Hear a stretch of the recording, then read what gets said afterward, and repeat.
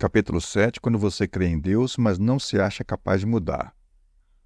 Sou assim mesmo, confidenciei a meu terapeuta. Não consigo mudar. Com a tenra idade de 26 anos, candidatei-me à ordenação.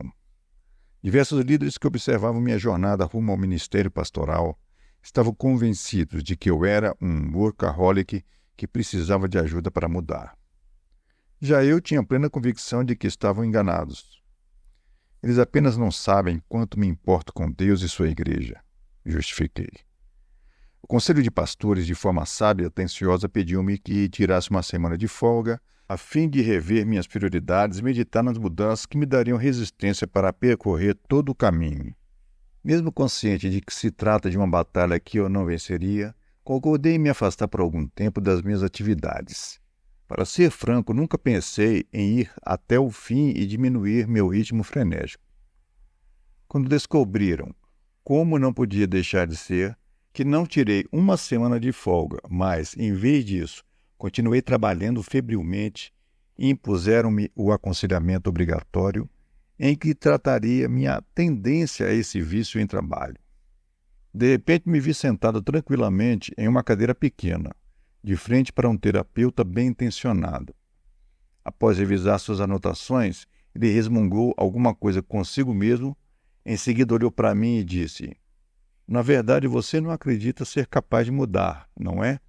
Como não me considerava capaz de perdoar Max um dia, tampouco acreditava que pudesse mudar meus hábitos de trabalho, certo de que as coisas eram assim mesmo." Expliquei, de novo, que não conseguia diminuir o ímpeto de trabalhar.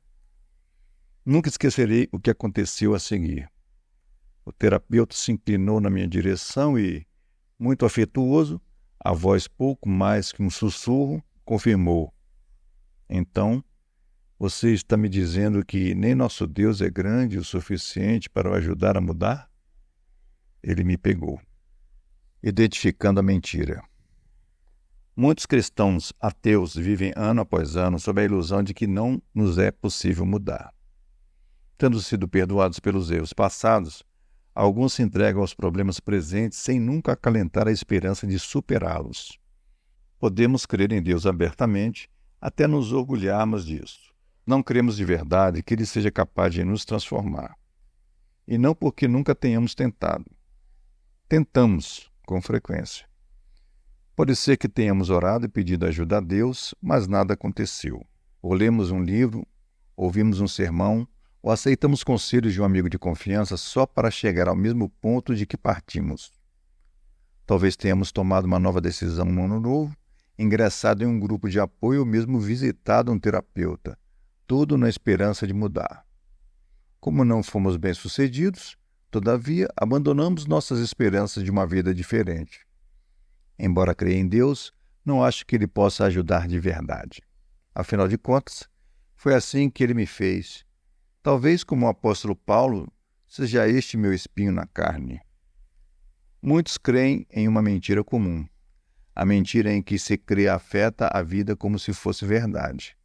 Tenho um amigo, vamos chamá-lo de Jeremy, viciado em álcool, pornografia, dormir com mulheres e fumar maconha, não necessariamente nesta ordem. Apesar de cristão desde os 15 anos, a vida de Jeremy com certeza não estava progredindo nada. Toda semana, ele ocupa fielmente um lugar na quarta fileira de bancos da igreja, certo de que jamais vencerá seus vícios. Em sua mente, isso o torna indigno do amor de Deus. Jeremy não crê que mudará algum dia. Sei que Deus pode transformá-lo, mas não acontecerá enquanto ele acreditar que não acontecerá. Ele vive dentro de uma cerca invisível. Outro amigo meu, Robert, tem uma cadela, Sadie, que fugia toda hora. Robert instalou um fio elétrico subterrâneo que fazia disparar um pequeno choque na coleira de Sadie toda vez que ela se aproximava da extremidade do quintal. Foram necessárias várias tentativas de fuga para treiná-la, mas agora Sadie vive dentro de seu retângulo invisível. É como um pequeno triângulo das Bermudas canino no quintal. Sadie não consegue fugir dele. Isso aconteceu anos atrás e ela não usa mais a coleira que dava choques, mas está bem condicionada, tanto que até hoje evita os limites da propriedade. Na cabeça dela, a barreira ainda existe, mesmo isso não sendo verdade. Jeremy, como outros cristãos ateus que já tentaram mudar e falharam, crê equivocadamente que Deus não pode transformá-lo. O apóstolo Paulo disse palavras fortes para a igreja coríntia, que lutava contra todo tipo de comportamento pecaminoso.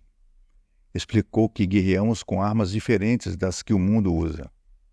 Pois, embora vivamos como homens, não lutamos segundo os padrões humanos. As armas com as quais lutamos não são humanas. Ao contrário, são poderosas em Deus para destruir fortalezas.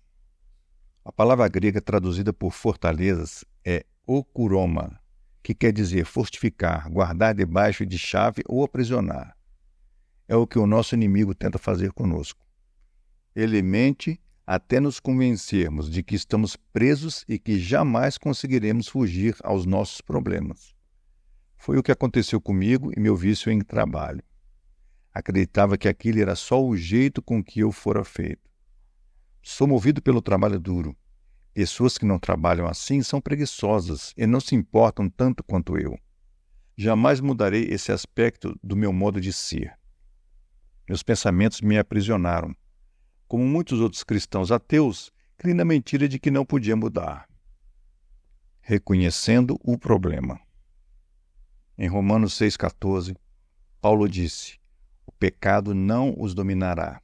No entanto, muitos de nós são dominados por coisas que estão longe de ser o melhor de Deus para nós. Diversos amigos cristãos próximos a mim são dominados por algo tão inocente como a cafeína. Não chegam às 9 horas da manhã sem uma boa dose ou duas da bebida favorita para acordar.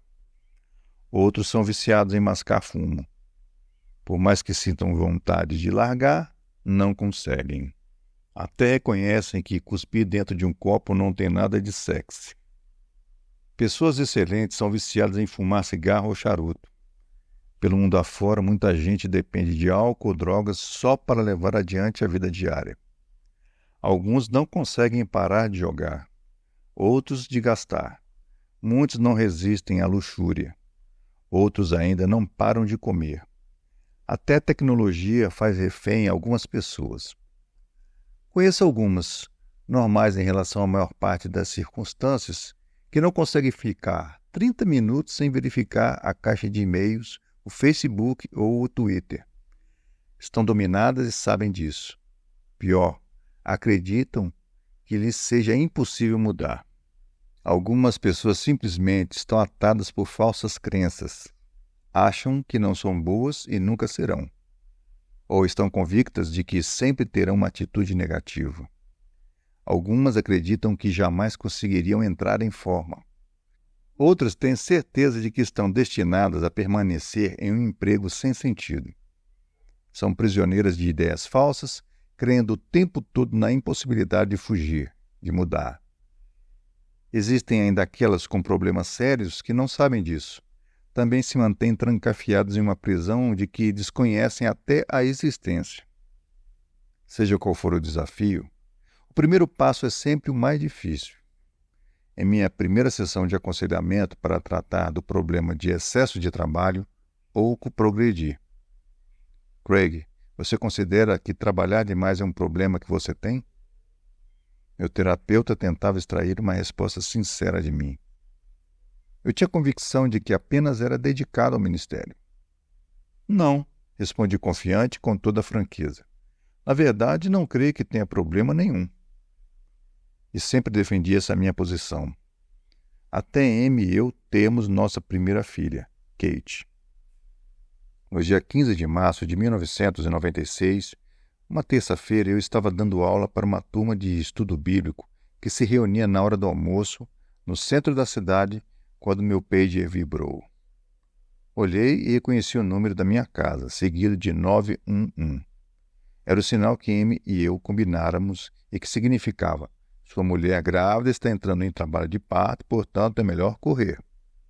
Deixei o que estava fazendo e pisei no acelerador do meu Honda Accord 1989 como fosse o Match 5 do Speed Racer. Não precisava. Foram 8 horas de trabalho de parto até que eu segurasse nos braços, todo orgulhoso, nossa primeira filha, Kate Elizabeth. Na quarta-feira, 16 de março de 1996, a vida era perfeita, ou assim eu pensava. Amy se recuperou depressa e a pequena Kate vendia saúde, de modo que os médicos nos autorizaram a ir para casa na sexta. Infelizmente, eu me inscrevera para participar de um curso do seminário que ocuparia toda a sexta e o sábado. Ora, não se tratava de um curso comum. Era o curso que me pouparia um semestre extra e ajudaria a me formar no fim do ano. Sem querer perdê-lo, nem pôr em risco minha graduação iminente, resolvi que outra pessoa podia muito bem levar a Amy e nossa bela primogênita de carro do hospital para casa. Se você está se perguntando, sim, essa foi a minha estupidez número 1. Enquanto assistia às aulas de toda a sexta-feira, maravilhei-me, presunçoso da minha dedicação, do compromisso sério que eu tinha e que acabaria levando toda a nossa família a uma formatura antecipada. Tudo isso pela segurança de saber das providências impecáveis que tomara para fazer que minha esposa e primogênita fossem conduzidas até nossa casa. À noite, preguei, como sempre, no culto semanal das sextas-feiras. Fato a partir de agora denominado estupidez número 2. Na manhã de sábado, saí antes do nascer do sol para viajar 90 minutos em transporte público de volta ao seminário, onde permaneci o dia inteiro. Sim, essa foi a número 3. Na manhã de domingo, preguei 3 vezes e retornei para casa, para junto da esposa e da primogênita. Você se lembra delas, do início da história. As 2 mulheres com as quais mais me importava no mundo e que abandonei à própria sorte nas primeiras 60 horas que passavam juntas em casa. A decisão de domingo corresponde aos erros 4, 5 e 6, e isso em apenas 3 dias. Continuo vivo hoje, é evidente, mas só pela graça de Deus e misericórdia de Amy. Alguns não acreditam, mas, antes do nascimento de Kate, Amy e eu nunca tivéramos uma discussão. Na tarde daquele domingo, entrei pela porta de casa acreditando ser o marido ideal. Após 3 anos impecáveis de casamento, recuperamos o tempo perdido e tivemos uma briga que ainda ecoa em algum lugar sobre uma casinha da rua 16 Noroeste.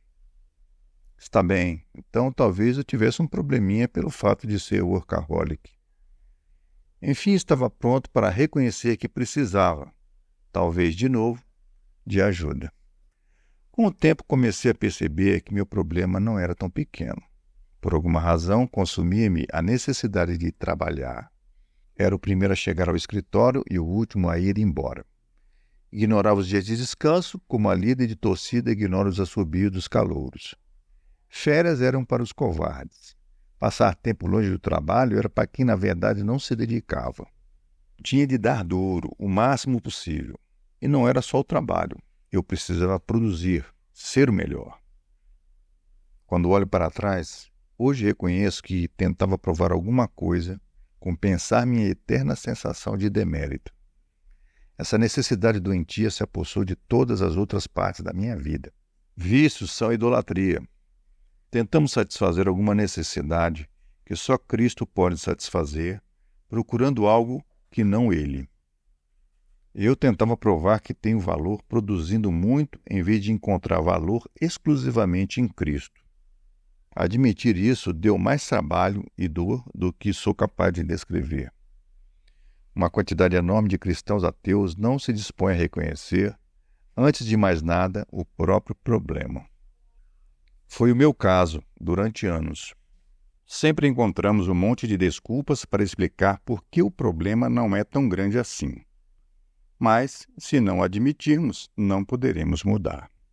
Se você tem interesse neste conteúdo e deseja obter o livro físico ou digital, eu vou estar deixando na descrição e nos comentários um link para que você possa acessar. Deus pode ajudá-lo a mudar. Reconhecer o problema é só o primeiro passo. Depois, precisamos convidar Deus a atuar, pois é Ele quem tem poder para transformar qualquer problema. Quando Jesus explicou como é difícil para um homem rico entrar no céu, seus discípulos ficaram perplexos. Perguntaram-se quem então poderia ser salvo. Ao que Jesus retrucou: para o homem é impossível, mas para Deus não. Todas as coisas são possíveis para Deus. Para as pessoas, as mudanças podem ser difíceis, até impossíveis, mas não para Deus. Ele é maior que nossos problemas, sejam eles quais forem. Se acredita ser incapaz de mudar, reconheça tratar-se de uma mentira. Com Deus, todas as coisas são possíveis. Por exemplo, minha esposa sempre se imaginou uma pessoa noturna. Não há o que questionar, pois Amy ganhava a vida no fim do dia. As manhãs eram outra história. Sua família me advertiu antes que nos casássemos. Não lhe dirija a palavra senão depois que ela estiver acordada há algum tempo, ou correrá risco de vida. Exageravam um pouco. Depois de nos casarmos, trabalhando fora e dando início a uma família, levantar cedo passou a ser mais importante para Amy, a fim de ter sucesso em seus papéis. A vida inteira lhe fora dito que não era uma pessoa matutina. Seu período de oração descobriu que Deus podia mudá-la. Contou-me que estava orando para que Deus a tornasse melhor pela manhã. Quase da noite para o dia, ela se transformou. Como o raio de sol que de repente atravessa nuvens escuras, as manhãs de Amy mudaram. Mesmo quando ninguém acreditava que ela pudesse mudar, Amy acreditou. Mais importante ainda, Deus acreditou. Muitos cristãos ateus abrem mão da esperança. Tentei mudar, mas não consegui. Não dá certo para mim.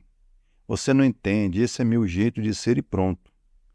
Chegou a hora de rejeitar as mentiras do maligno e aceitar a verdade divina. Se estiver disposto a permitir que Deus o transforme, compartilharei alguns passos que meu terapeuta me mostrou para deixar que Deus seja maior do que qualquer dominador terreno. Pergunte a si mesmo. Quando eu trabalho com pessoas que se acham incapazes de mudar, faço 6 perguntas simples. Se a resposta for sim para 3 ou mais, grandes são as possibilidades de que tenham um problema. Sua família e amigos dizem que você tem um problema? Mesmo que você negue, com frequência os outros enxergam com maior objetividade. Você segue em frente, mesmo fazendo as pessoas sofrerem? Ao olhar para o que dizem que detém o controle sobre sua vida, você continua a praticá-lo ou a ceder isso, mesmo afetando negativamente as pessoas? Você não quer feri-las, mas se continuar a sofrer por causa de seus atos, são grandes as chances de que você tenha um problema. Você faz que sua agenda, suas prioridades e seus gastos girem em torno disso? Caso implemente grandes mudanças de vida só para conseguir sua primeira dose, há grande possibilidade de que essas doses tenham poder sobre você. Você consegue passar uma semana sem ele? Quando eu não consegui passar uma semana sem trabalho, ficou evidente que eu tinha um problema. Se não consegue se afastar de alguma coisa por uma semana, você está escravizado a ela. Essa coisa afasta as pessoas da sua vida? Uma vez atingidos certos estágios avançados, o vício tende a isolar o viciado. Quando seus atos ferem os outros, abusam deles ou os negligenciam continuamente, eles tendem a se afastar. Você nega que tem um problema ou tenta mantê-lo em segredo.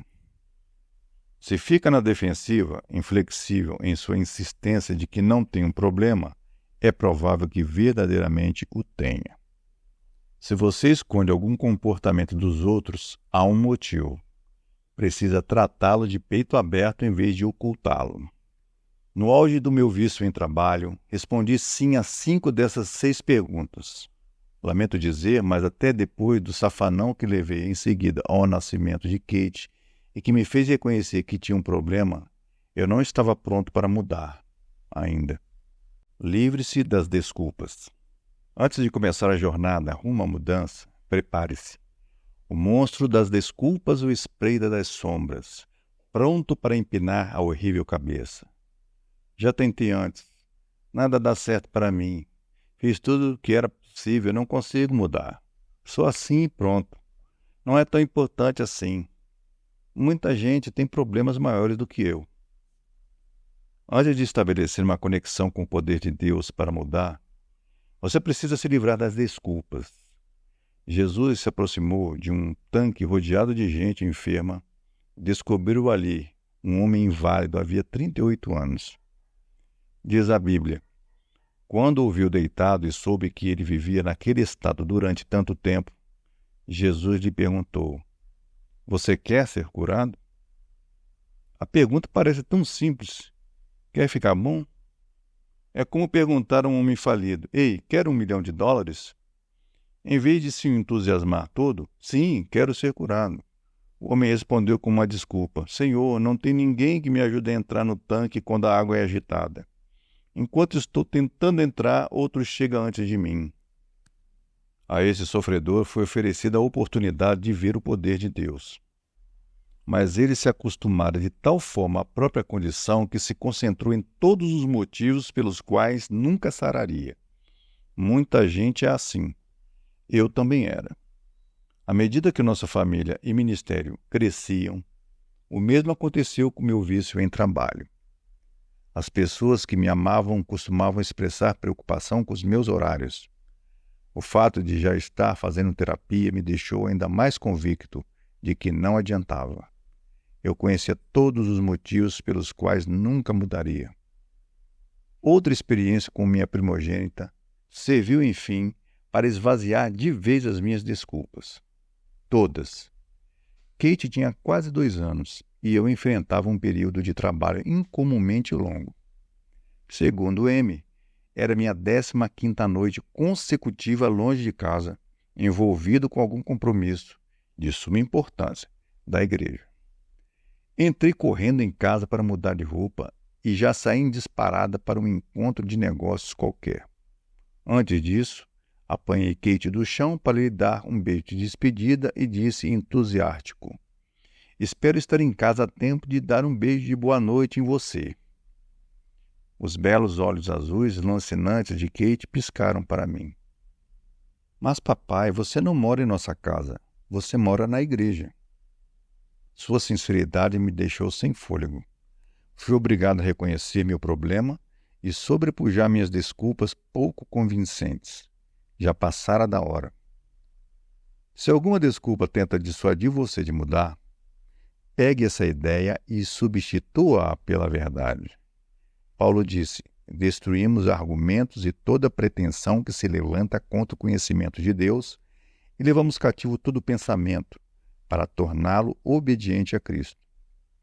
Apodere-se de qualquer pensamento contrário ao de Deus. Suplante-o e substitua-o pela verdade.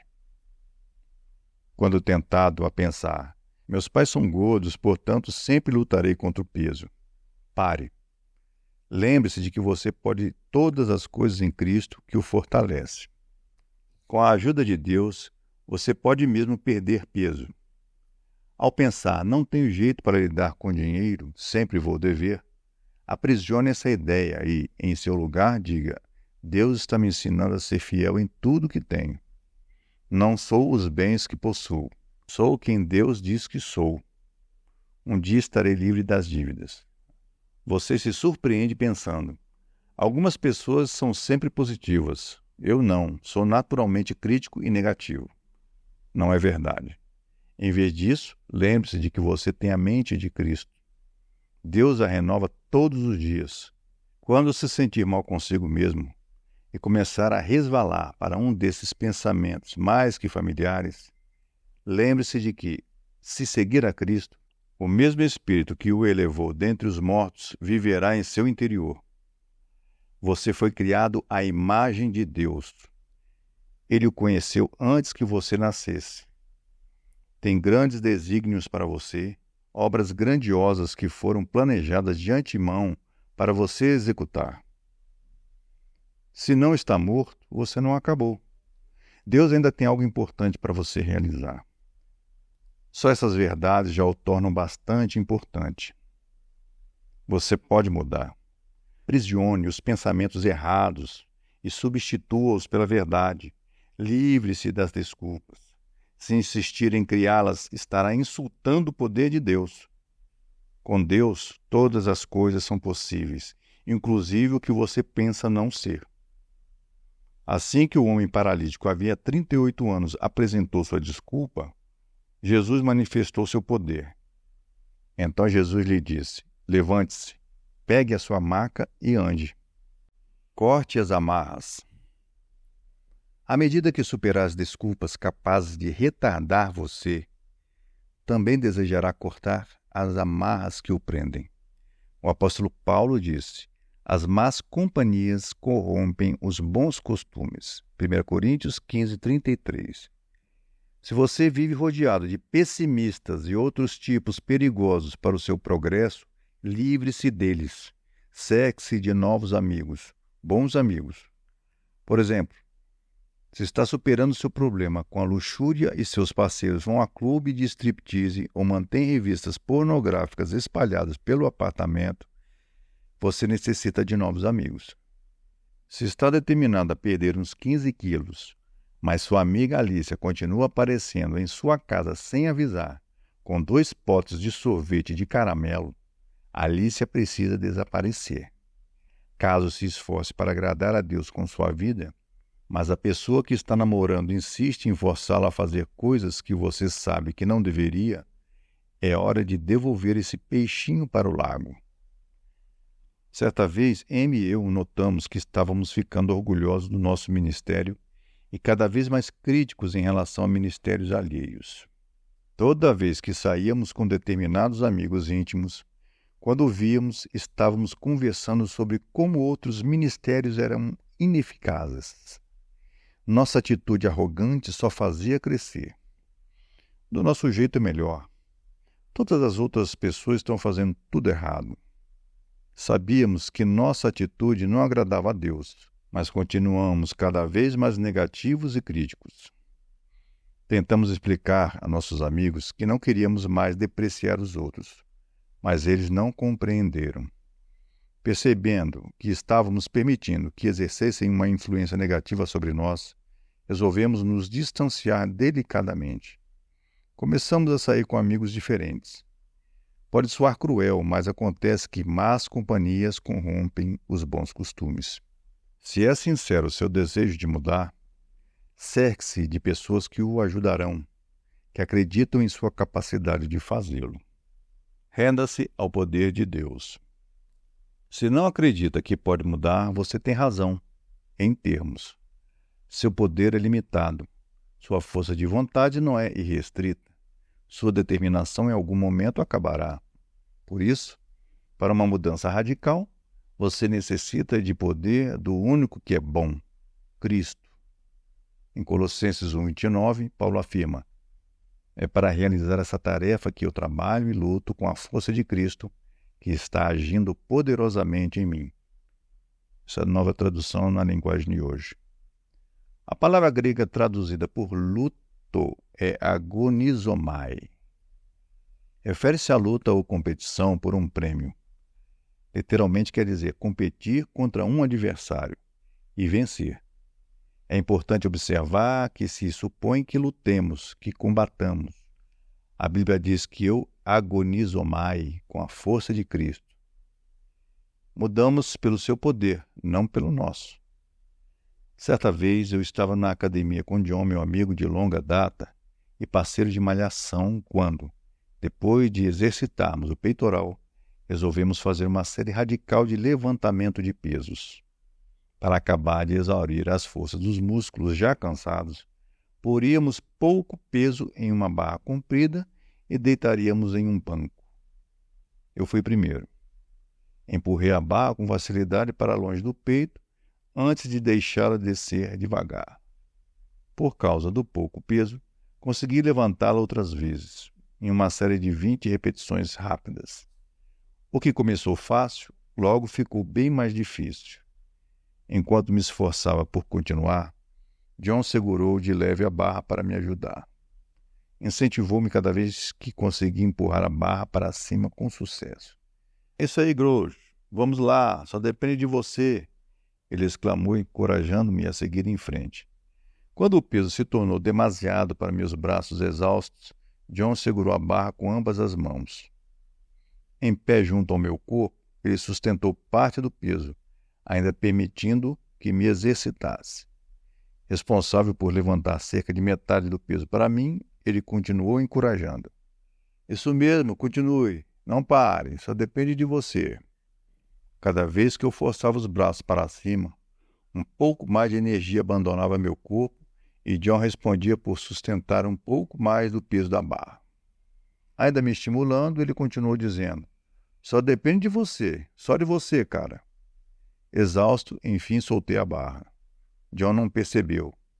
Ergueu-a ainda mais umas 5 vezes, sempre gritando: só depende de você, só depende de você. Quando olhou para baixo e me viu sorrindo, acabamos os dois caindo na gargalhada. Boa série, Groucho. Queimou bastante. Você é o cara. A mudança não gastará apenas toda a força que você tem. Exigirá muito mais. Você precisa do poder de Deus. Faça o que estiver ao seu alcance e confie nele para realizar o que você não consegue. Na minha segunda rodada de terapia, afinal admiti ser workaholic. Não mais relutante, reconheci que o problema podia pôr em risco minha saúde e o bem-estar da minha família. Meu sábio terapeuta cristão me ajudou a enxergar que sou viciado em adrenalina. Em vez de extrair o próprio valor do que produzo, agora o encontro em quem sou em Cristo. Com certeza ainda não cheguei lá, mas todo mundo à minha volta dirá a você que Deus tem me transformado. Estou diferente graças ao poder dele. Meu dia de folga é sagrado. O tempo que passo longe do trabalho é consistente. Minha vida devocional é rica e minha família me conhece. Em vez de trabalhar 15 noites seguidas, fico 6 noites em casa quase todas as semanas. Em vez de viajar sem parar, pregando, tenho prazer em limitar as viagens do ministério a 1 dúzia por ano. Como disse a um amigo pastor, não sacrificarei minha família sobre o altar do ministério. Minha família e meu corpo são importantes, e Deus faz mais por intermédio da igreja quando faço menos. Aprender a descansar e pôr minha família em primeiro lugar é difícil. Ainda costumo me debater bastante e não há força nenhuma em mim. Qualquer sucesso que tenha tido não se deve à minha força, mas ao poder de Deus que opera em minha fraqueza. Quando Paulo suplicou que Deus removesse algo de sua vida, ele respondeu: minha graça é suficiente para você, pois o meu poder se aperfeiçoa na fraqueza. Com isso, Paulo diz: portanto, eu me gloriarei ainda mais alegremente em minhas fraquezas, para que o poder de Cristo repouse em mim. Por isso, por amor de Cristo, regozijo-me nas fraquezas, nos insultos, nas necessidades, nas perseguições, nas angústias, pois quando sou fraco é que sou forte. Você consegue vencer o vício em trabalho já na primeira tentativa? Eu, com certeza, não. Mas pode consultar um terapeuta, ler um bom livro ou fechar o laptop e ir para casa na hora hoje. Parecer difícil se conectar emocionalmente com a família? Conseguirá ser o pai ou o cônjuge perfeito na hora de dormir? É evidente que não. Mas nada o impede de passar alguns minutos mais ouvindo seu filho de 6 anos falar sobre besouros, abraçar seu cônjuge ou escrever um bilhete de incentivo e deixá-lo junto às escovas de dentes dos seus filhos. Talvez não dê para consertar tudo, mas alguma coisa você pode fazer. Faça o que for possível hoje e confie em Deus para fazer o que não é.